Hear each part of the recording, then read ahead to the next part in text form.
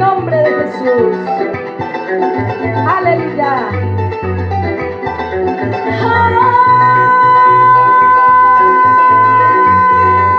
Ay, no temáis, pueblo mío, que solo mío eres tú, a quien yo escogí de los confines de la tierra y de tierras lejanas, lejanas te llamé. Oiga, no temas, yo estoy contigo, y desmayes, soy tu Dios, que te esfuerza, que te ayuda y que te sustentaré con la diestra de mi justicia y con ella te cubriré. No temas, pueblo mío, si vienen en contra tuya, porque ellos son como nada, como cosa que no es, cual tamo que lleva el viento, son quienes hacen la guerra, pero yo, Jehová tu Dios, soy tu Dios, soy tu sustento, yo soy el que te sostiene, fuerte en tu mano derecha, y te dice que no temas, porque siempre voy contigo, y si el camino es muy largo y lleva pesadas cargas, recuerda que mi presencia te alivianará el quebranto. No temas, te dice hoy, te dice hoy tu Redentor, si andas con un problema y te atas en la barrera, no llores ni te quebrantes, porque no hay necesidad, echa sobre Dios tus cargas y a la meta llegarás. Aleluya, pariente, ven, caminemos, atravesemos fronteras, en el nombre de Jesús, destruyendo potestades, libertando al oprimido, sanando al que ha sido herido, y así invocando su nombre que detenga el enemigo. Aleluya, porque no tenemos lucha contra carne ni contra sangre, sino contra principados y huestes espirituales de maldad.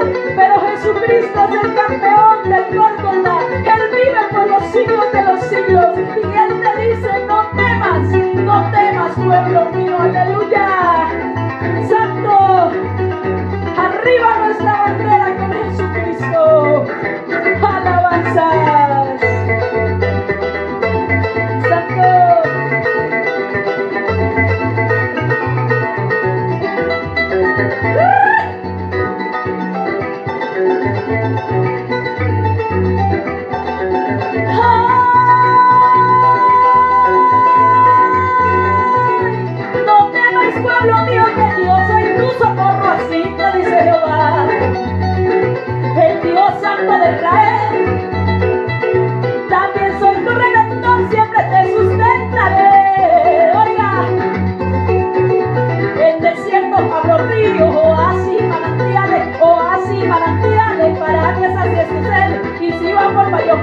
Tampoco debes temer, pues yo soy la luz del mundo que te alumbra donde quiera. No temáis, pueblo mío, sigue siempre luchando, vigilando y ayunando, porque la lucha es muy ardua, orando en todo tiempo y con súplica sincera, pues la lucha contra hueste no es lucha contra carne, no es lucha contra carne, sino contra potestades, gobiernos y principados, hijos de Satanás.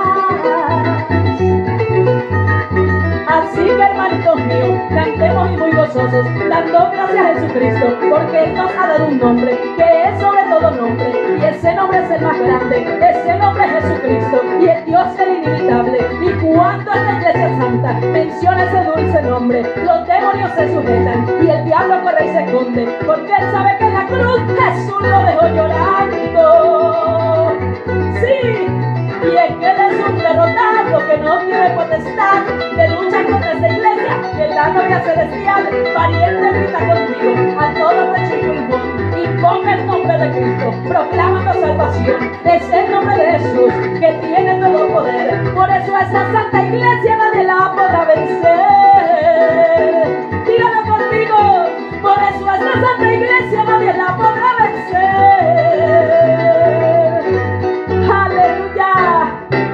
Aleluya. Apreciados hermanos, continuamos con la enseñanza de la palabra de Dios y expreso mi gratitud a cada uno de ustedes por sintonizarse con este programa donde el anhelo, el deseo ferviente es el de edificar al pueblo de Dios y orientar a aquellos que de corazón sincero anhelan ser salvos. Dios está muy interesado, como hemos notado en las enseñanzas anteriores, en que todos los hombres lleguen al conocimiento de la verdad y sean salvos.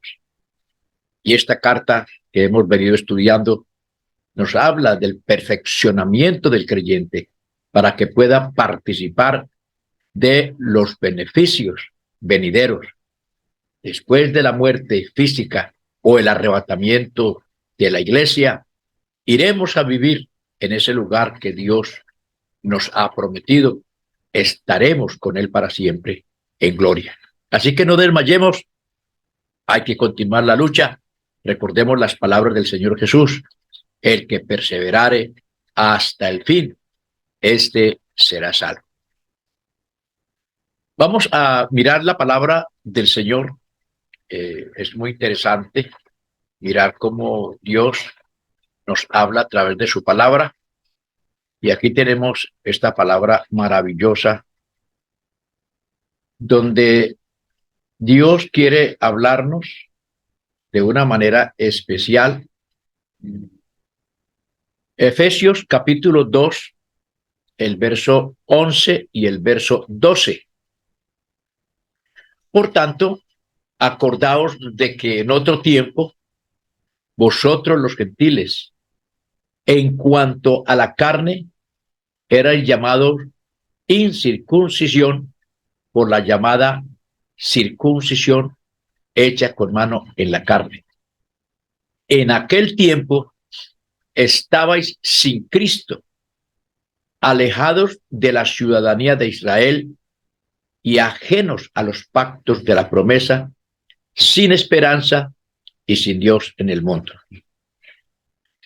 En la primera parte que veníamos hablando acerca de este tema interesante, que son los primeros versículos de este capítulo 2, Pablo hablaba a la iglesia diciendo: y Él os dio vida a vosotros cuando estabais muertos en delitos y pecados, dando a entender que el pueblo judío, a pesar de los ceremoniales, a pesar de tener una religión tan bien estructurada, dada por Dios, a pesar de vivir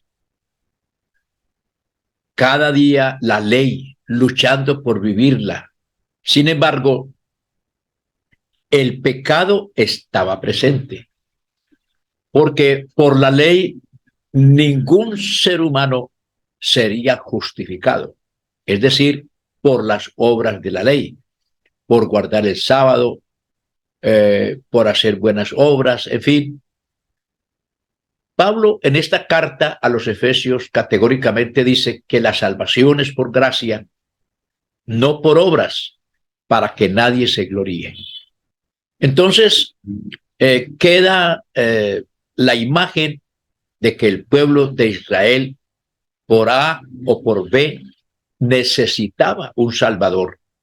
Y esa es precisamente la promesa que Dios había hecho, como dice Pablo, los que primeramente esperábamos en Dios.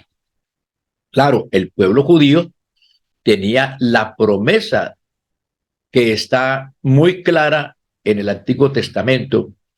Los profetas anunciaban ese día maravilloso en que el Señor se manifestaría al mundo y salvaría al pueblo de Israel. Y precisamente la obra del Calvario abre ese espacio para que el hombre pueda acercarse a Dios.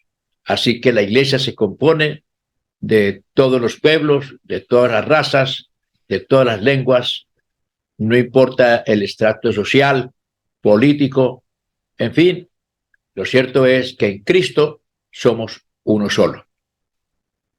En esta segunda parte, ya el apóstol Pablo da una vuelta a la página, no para tratar con los judíos, que por cierto se estaban jactando. Ahora él le dice a los gentiles: por tanto, acordaos que en otro tiempo vosotros los gentiles, en cuanto a la carne, erais llamados incircuncisos, por la tal llamada circuncisión hecha con mano en la carne. Y note lo que dice, en aquel tiempo, estabais sin Cristo, alejados de la ciudadanía de Israel y ajenos a los pactos de la promesa. Y escuchen esto tan interesante, sin esperanza y sin Dios en el mundo. Las naciones gentiles no tenían ninguna esperanza. Sin Dios y sin esperanza en el mundo. ¿Cuál era entonces la situación? El asunto realmente sí es muy delicado. Y es bueno que analicemos bien esta situación para poder entender la gravedad del asunto. Dios había salvado al pueblo de Israel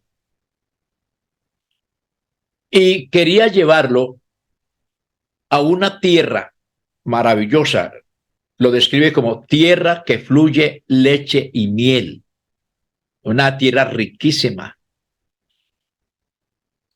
Pero resulta que estaba habitada por gentiles.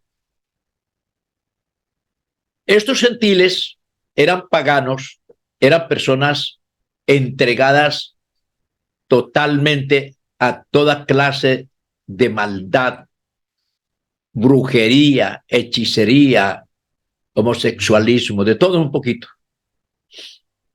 Cosas que Dios había condenado. Cuando el pueblo de Israel estaba en Egipto como esclavo, estas naciones venían surgiendo, venían progresando. Y como era tanta la maldad, Dios se había propuesto destruirlas por manos del pueblo de Israel. De manera que cuando ya Israel se estableció en la frontera, entonces Dios les da un mandamiento. Eso se encuentra en el libro de Deuteronomios, capítulo 9, y vamos a mirar lo que Dios dice al respecto. Tenemos unas palabras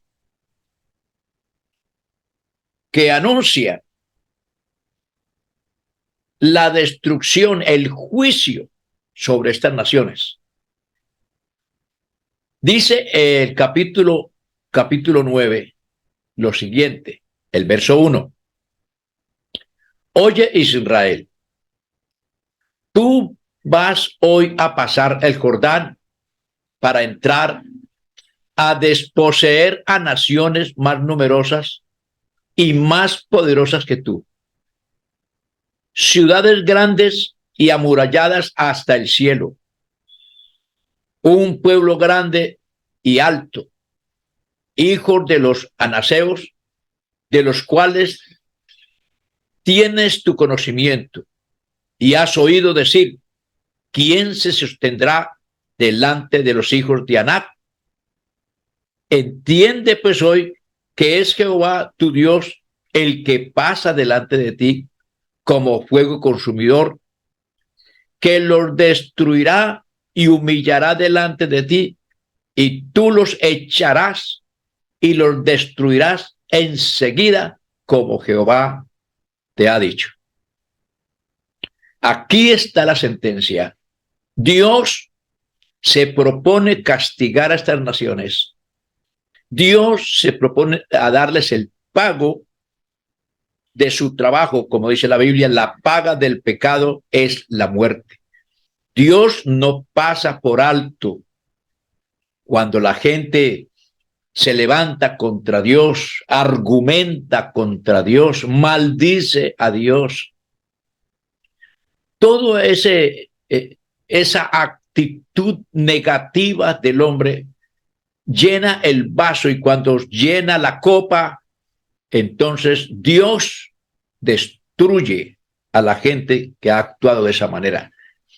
La Biblia dice que Dios ha establecido un día en el cual juzgará al mundo con justicia y a los pueblos con su verdad. No crea que porque se oculta en las sombras de la noche para hacer el pecado, Dios dijo que no hicieran lo malo, que no derramaran sangre, que no cometieran adulterio, que no fornicaran, que no hicieran lo malo. Dios estableció leyes morales y espirituales para que el hombre se guiara por ellas, pero el ser humano quiso vivir a su antojo lo que ellos llaman libertad, lo que ellos llaman derechos humanos, que se está yendo al extremo de que si una persona quiere convertirse en perro, pues puede entonces comenzar a ladrar. Si quiere convertirse en lo que sea, entonces él tiene derecho. Y eso es apoyado, eso se volvió ley. Pero eso va en contra de lo que Dios ha establecido y por eso Dios establece un juicio. Y aquí, precisamente, las naciones de la tierra de Canaán eran naciones donde se practicaba toda clase de maldad, sacrificaban seres humanos a sus dioses. Existía la esclavitud, una esclavitud terrible, aterradora. Existía toda clase de hechicería, brujería, ocultismo, idolatría. Es decir, no hay palabras para explicar lo que allí realmente estaba sucediendo. Entonces Dios le dice, vas a destruirlos. Por otra parte, cuando el pueblo de Israel ya tomó posesión de la tierra de Israel, Dios permitió que algunas naciones se quedaran para que la tierra no quedara totalmente despoblada y las fieras vinieran a ser enemigos del hombre. Así que dejó a algunas naciones con el fin de que estos todavía estuvieran allí y que a la vez sirvieron para probar al pueblo de Israel. Y de allí entramos al libro de los jueces, donde encontramos que el pueblo estuvo fiel mientras la generación que pertenecía a Josué y a toda esa descendencia, cuando ellos ya murieron, el pueblo tomó otro camino, se entregó a la idolatría, a la práctica de esas naciones que Dios había prohibido. Entonces Dios azotó al pueblo de Israel con esas naciones. Hubo guerra muchos años, unos 400 años en el tiempo de los jueces. Y entonces esa enemistad, los gentiles eran declarados inmundos, se les llamaban perros. Eran personas no deseables. Un judío no entraba a la casa de un gentil totalmente. Y recordemos que aún cuando Jesús envió a predicar el evangelio, a los discípulos les dijo, según el capítulo 10 del evangelio de Mateo y el capítulo 10 del evangelio de Lucas, él les dice, por camino de samaritanos no entréis y por caminos de gentiles no vayáis. Id más bien a las ovejas perdidas del pueblo de Israel. Entonces, el mensaje inicialmente era para el pueblo de Israel. Los demás, aparte, no era para ellos. Entonces, Pablo está precisamente recordándoles todo esto, que para una mayor comprensión de esta parte, es bueno leer el capítulo 9, 10 y 11 del libro a los Romanos, para que entendamos nosotros la obra maravillosa que Dios ha hecho, teniendo en cuenta que los gentiles no tenían esperanza y estábamos sin Dios en el mundo. Entonces, esa esa brecha tan enorme comenzó a desaparecer, porque en este capítulo nos dice que Dios nos hizo cercanos por medio de Cristo, derribando la pared intermedia de separación que existía, no solamente por raza, por pueblo, sino también por causa de la ley. Y nos hizo cercanos por medio de la cruz y mató en la cruz las enemistades. Y de ambos pueblos Dios hizo uno, que eso es lo más lindo, eso es lo más bello, eso es verdaderamente extraordinario. Esta reconciliación es lo que Dios quiere, es lo que Dios anhela. Dios no quiere familias dispersas, Dios no quiere familias hechas pedazos por causa del pecado. Dios no quiere familias disfuncionales. Dios no anhela hijos huérfanos, viudas desamparadas. Dios no quiere la guerra. Dios quiere la paz. Pero lamentablemente el ser humano, por causa de su egoísmo, por causa de su prepotencia, por causa de su vanagloria, ha convertido nuestro mundo en una colcha de retazos. Son enormes los grupos que se forman distanciados los unos a los otros por diferentes ideologías, por diferentes conceptos o teologías políticas, ya sea por causa de la pobreza extrema o por la riqueza, o porque los otros son más sabios que otros, o porque algunos son negros y otros son blancos y otros mestizos y otros amarillos. Se divide la gente y lamentablemente a veces en las congregaciones existen esos pequeños grupos llamados también roscas, donde se nota que hay hay un marginamiento de ciertas personas, ya sea por su nivel académico o ya sea por su estatus social, grupos que menosprecian a otros, lo cual no debe de existir en la persona que tiene a Cristo, porque todos son nuestros hermanos y debemos amar a Dios sobre todas las cosas y amar a nuestro prójimo como a nosotros mismos, nos dice la Biblia. Por eso Dios establece un reino diferente. Es el reino de la paz, es el reino de la esperanza, es el reino del amor, es el reino de la convivencia pacífica. Eso es lo que Dios establece. Eso es el evangelio, un mensaje de paz, no de guerra. Por lo tanto, ahora tenemos esperanza. Nosotros que no éramos pueblo, ahora somos pueblo de Dios. Ahora aparece la iglesia de Cristo, no las iglesias. Recordemos que en el mundo los grupos son, primeramente, una nación, un pueblo, una familia, hasta el capítulo 11 del libro de Génesis. A partir del libro de Génesis hay un llamamiento en el capítulo 12 a un hombre llamado Abraham, después Abraham.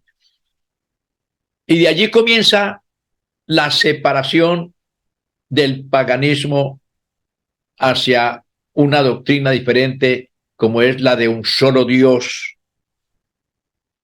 que es la doctrina nuestra. Nace el pueblo, se da a conocer al verdadero Dios. Después nace el pueblo de Israel. Ahora hay un pueblo que es el pueblo de Dios, pero como Dios los separó de las demás naciones, entonces ahora existen dos grupos, que es el pueblo de Israel y el pueblo gentil, las naciones paganas. Con la presencia de Cristo nace el otro pueblo, que es la iglesia. Y en este momento esos tres pueblos están en el mundo: Israel, los gentiles y la iglesia. Lo hermoso de esto es que Dios no dice iglesias.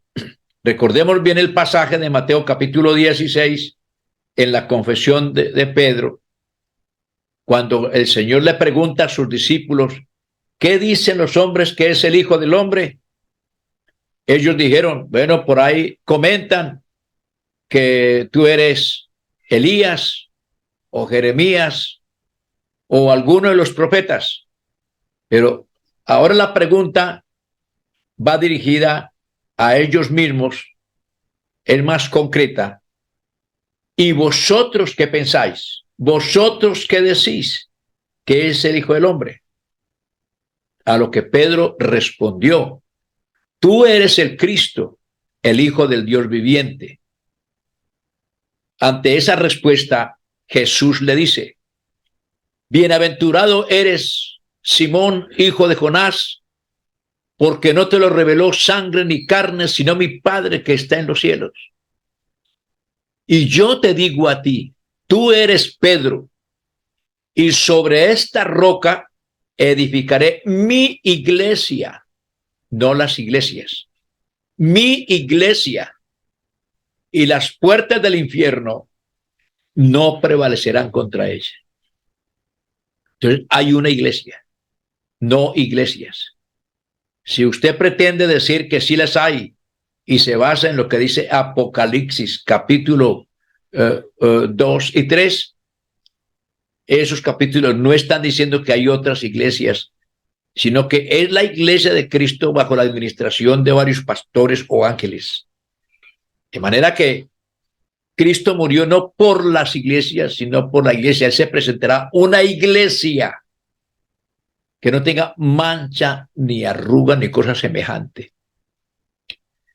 En el capítulo 17 del Evangelio de Juan, cuando Jesús ora por sus discípulos, en el capítulo 20, en el versículo 20, capítulo 17, verso 20, el Señor dice, y no ruego solamente por estos, sino también por aquellos que han de creer por la palabra de ellos, para que sean uno, así como tú y yo somos uno. Que sean perfectos en unidad, para que el mundo conozca que tú me enviaste. Entonces, hay una iglesia. Así muchos le coqueteen al Señor Jesús. Hay solamente una iglesia que lleva su nombre. Y él dice, a los llamados de mi nombre, para gloria mía, los crié, los formé y los hice. Porque su nombre es Jesús y la iglesia es el cuerpo de Cristo. Así que como se llama la cabeza, así se llama también el cuerpo. Jamás, cuando la Biblia dice que Dios es cabeza de Cristo, Cristo cabeza del varón o cabeza de la iglesia. Tomando como ejemplo el cuerpo humano, que tiene la cabeza y el cuerpo, cuando se llama a la persona, no sale solamente la cabeza. Imagínense cómo sería eso.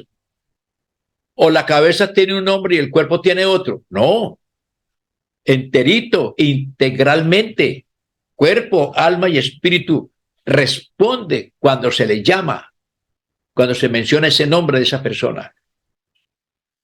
Jesús tiene un nombre y él ha hecho una iglesia para él y estamos en él como él quiere.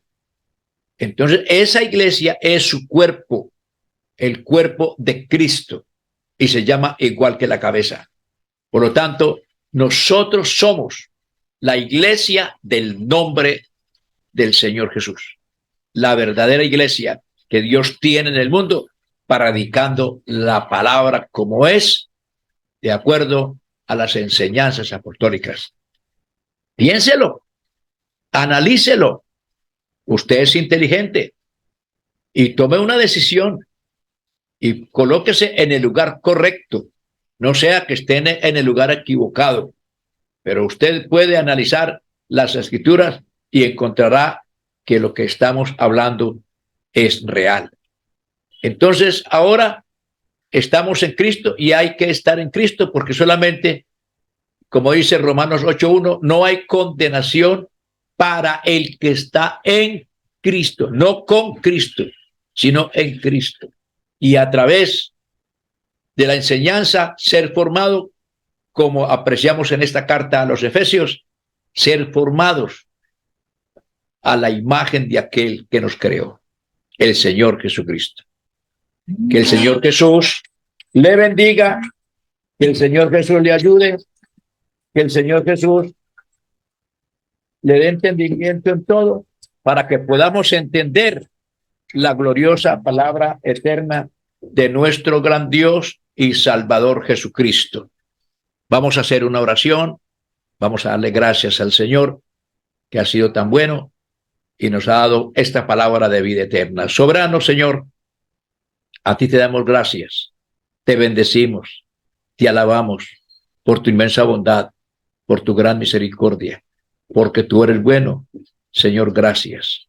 Bendice a nuestros oyentes, a cada uno de ellos, y guíanos por el camino correcto hacia la vida eterna. Te lo pedimos en el nombre de Jesús. Gloria a Dios. Muchas gracias, mis estimados hermanos. Muchas gracias por acompañarme. Muchas gracias por seguir conectado, por estar atento, pendiente de nuestra programación. Que el Señor le bendiga y guarde su vida, su familia y todo lo que tiene. En el nombre del Señor Jesús. Amén. Nos veremos, si Dios lo permite,